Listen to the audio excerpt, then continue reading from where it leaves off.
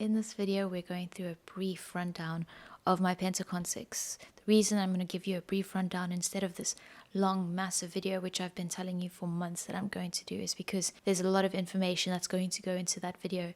And there are a lot more photos that I've not yet gotten back, that are not yet developed, that I'd like to share in that video. I have some photos that I can show you in this video, but for the most part, I'm going to just talk you through some just general opinions.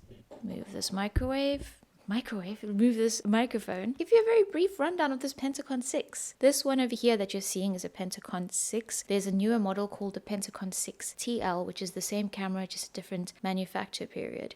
And this Pentacon 6 that you see here has some pieces of a Pentacon 6 TL, which is the first camera, or the first Pentacon 6 that I got. It was in bad condition, so I got this one and I merged some parts with here to make this a working, functional Pentacon 6 camera. I sincerely apologize if you can hear any of those noises behind me.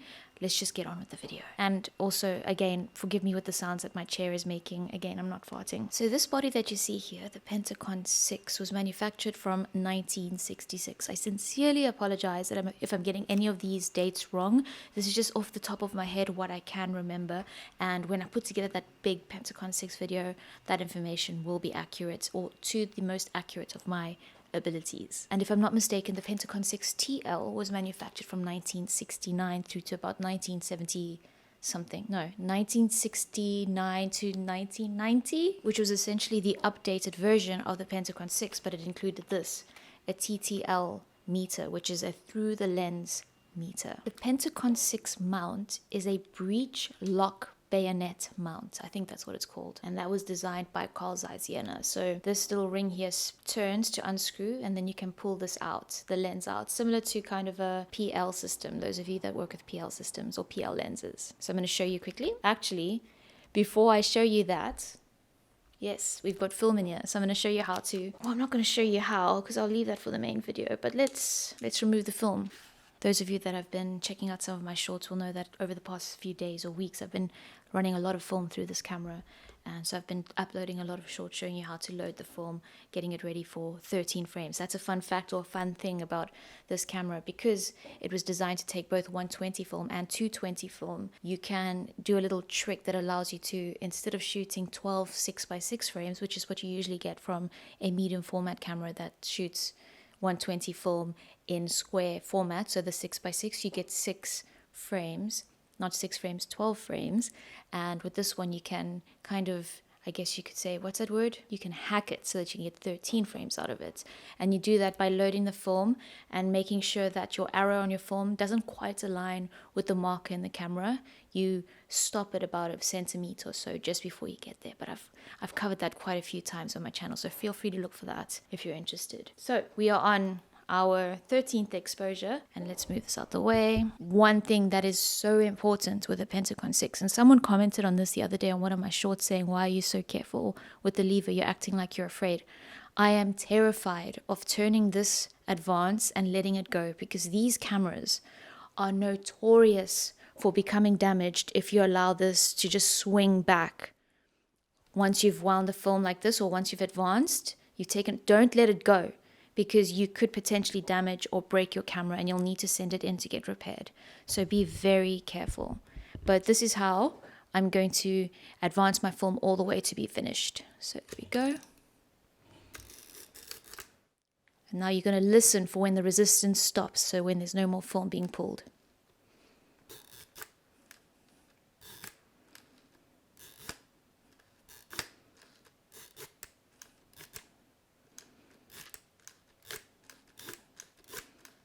Yeah, much less resistance. I always go a little bit extra just to make sure. And then very gently guide it back. Don't let it swing back. Let's open up. There we go. And there we go. There's our film. I'm going to take it out and then continue talking about the camera. There we go, FP4. Very quick note, if you'd like to support this channel further, please do consider subscribing. Drop a little emoticon or a comment of sorts onto my comment section. It would help the channel. And if you'd like to support me further, I've got some zines available on Buy Me a Coffee. They're really affordable and you could enjoy them. And I will be updating and adding more zines to the collection over time. Thanks, folks. All right, breech lock bayonet mount. Let's show that to you. And for this video, and for the wow factor, I'm going to remove this lens and put another one on. This monster over here, Carl Zeiss 180. Lefty loosey. There we go. Pull it out.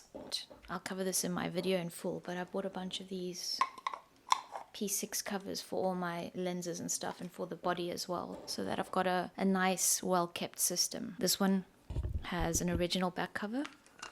There's this little thingy over here to align with the top. And then righty-tighty. Tighten this. So the lens that we just took off is not a lens made specifically for the Pentacon 6. It was made for the Kiev 60, Kiev 88, and I think a Salute something, and I can't remember what the other one was. But it's for the Soviet cameras that also take the Pentacon 6 mount, which I'll probably refer to from now onwards as the P6 mount. That mount I was just telling you about, or that you just saw, the P6 mount.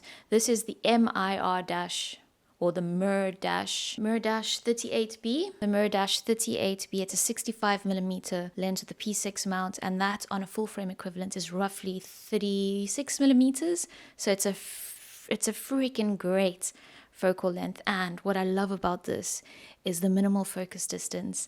I was so surprised when I was taking photos with it.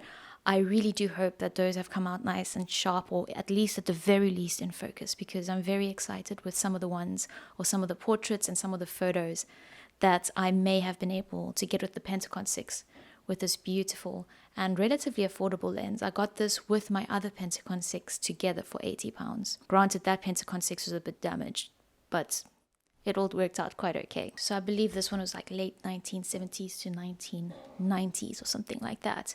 Let's talk about this one, the Carl Zeiss Jena 180mm Zebra, or the Sonnar. And this 180mm is equivalent to roughly 100mm on a full frame system. This lens was made before the Pentacon 6 existed. It was made in 1936 for the Olympics, if I'm not mistaken.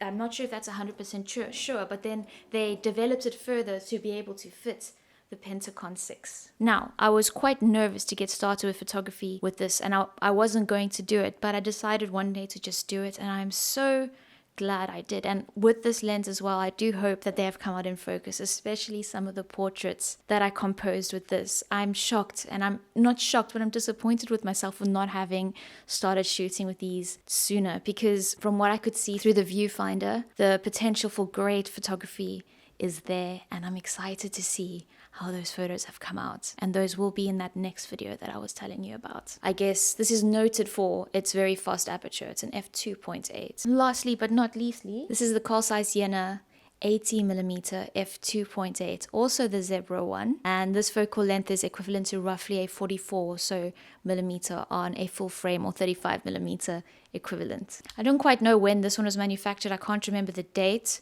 but this one is it's noted for its sharpness. And also its fast aperture, I guess, and its compact design. For this particular one, there are some photos that I can show you of this. And yes, it is a sharp lens. It lets the light pass through beautifully. And overall, I'm very excited. Not excited. Excited is the wrong word, but I'm happy that I have the system. It's incredibly heavy. It's really hard on my back. I struggle with it sometimes, and I've started needing to carry around a backpack. I don't like camera backpacks, but I have one here that I've had for very specific purposes.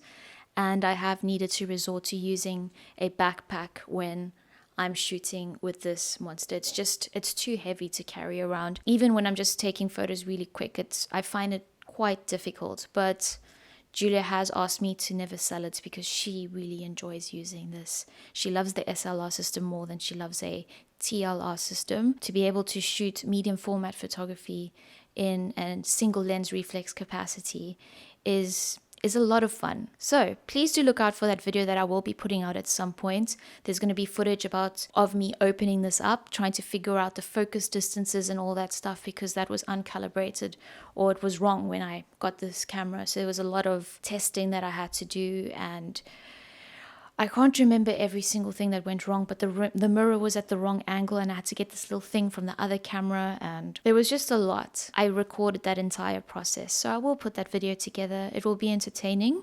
It'll carry information. There will be a lot of photography, hopefully in focus photography, as always with my videos about cameras. It will be information packed and filled with love and honest opinions, and I can give you my honest opinion right now. If you don't want to carry something heavy around, I wouldn't get this. If you don't like treating cameras very carefully, and you think that you might let this film advance slide at some point while you're busy advancing your film, then maybe it's not for you, because it will probably break, and there aren't many people around that can reliably fix these. I wouldn't consider myself someone that can reliably fix these cameras, because I've only dealt with this one and my Pentacon 6 TL, and there's so much to these systems that can go wrong. They can get stuck, and the lubricants inside get stuck, and like I said, it's just prone to damage. So do be cautious if you are considering getting one.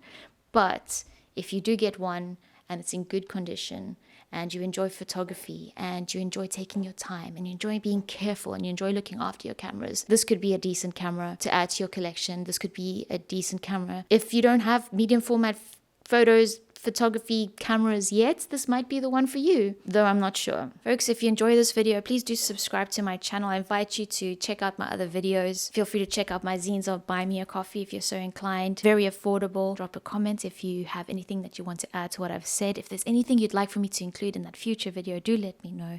Thanks for taking the time to be here. I'll catch you in the next one. Cheers.